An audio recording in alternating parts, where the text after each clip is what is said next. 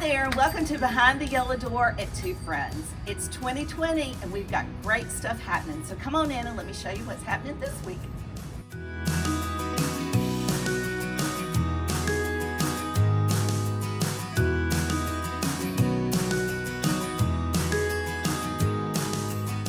Welcome to 2020 and welcome to Two Friends. It's going to be a great year, and the Two Friends girls have had a tremendous holiday season.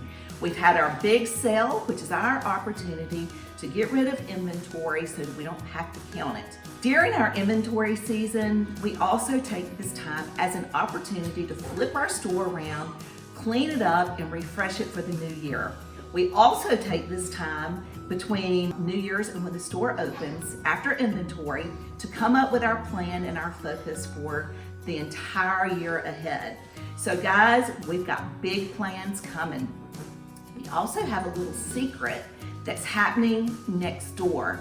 We have a plan for our empty building the Watermarks used to be in.